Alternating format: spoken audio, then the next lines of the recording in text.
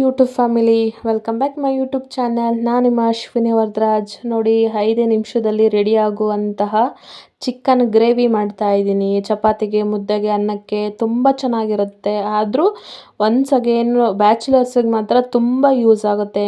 ಬನ್ನಿ ಹೇಗೆ ಮಾಡೋದು ನೋಡ್ಕೊಂಬರೋಣ. ನೋಡಿ, ನಾನಿಲ್ಲಿ ಚಿಕನ್ನ ನೀಟಾಗಿ ವಾಶ್ ಮಾಡಿ ತೊಳೆದು ಇಟ್ಕೊಂಡಿದ್ದೀನಿ.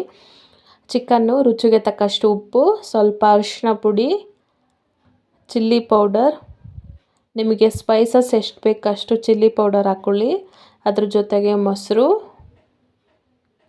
ಹಾಕಿ ಒಂದು ಸತಿ ಚೆನ್ನಾಗಿ ಮಿಕ್ಸ್ ಮಾಡ್ಕೊಂಡು ಒಂದು 2-3 ನಿಮಿಷ ಡೀಪ್ ಫ್ರಿಜ್ಜಲ್ಲಿ ಇಟ್ಕೊಳ್ಳಿ. ಅದು ಫುಲ್ಲು ಚಿಕನ್ ಎಲ್ಲ ಮ್ಯಾಗ್ನೇಟ್ ಆಗಬೇಕು.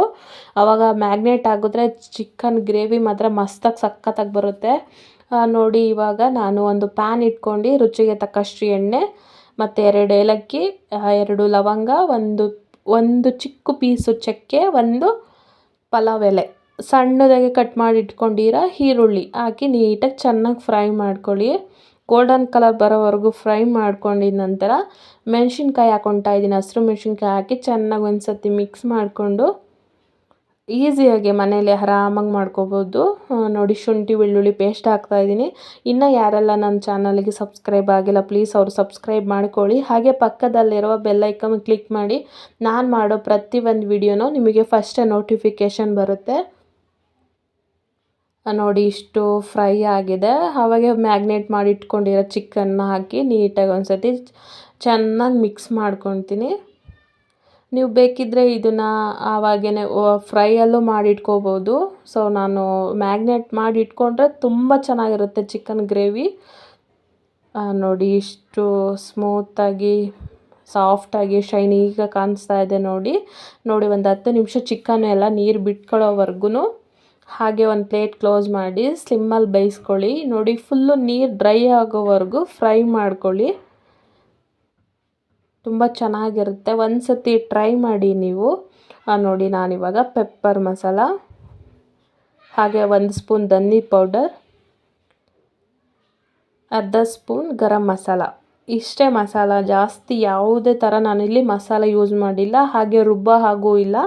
ಈಸಿಯಾಗೆ ಮಾಡ್ಕೋಬೋದು ಮನೇಲಿ. ಒಂದು ಸತಿ ನೀವು ಟ್ರೈ ಮಾಡಿ.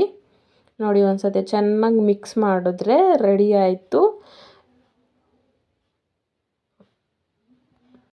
ನೀವು ಬೇಕಿದ್ದರೆ ಇದಕ್ಕೆ ಬಟರ್ ಹಾಕ್ಕೋಬೋದು. ಬಟರ್ ಹಾಕಿದ್ರೆ ಇನ್ನೂ ತುಂಬ ಚೆನ್ನಾಗಿರುತ್ತೆ.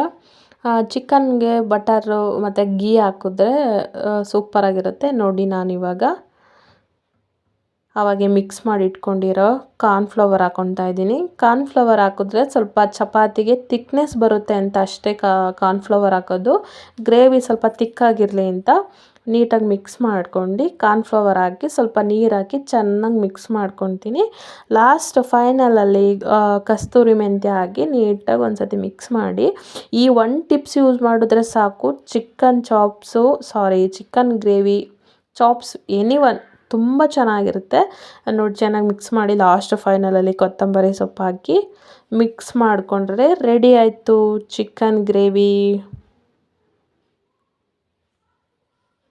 ನೋಡಿ, ಚಪಾತಿಗೆ ಸರ್ವ್ ಮಾಡ್ತೀನಿ. ತುಂಬ ಚೆನ್ನಾಗಿರುತ್ತೆ ಚಪಾತಿಗೆ ಗ್ರೇವಿ.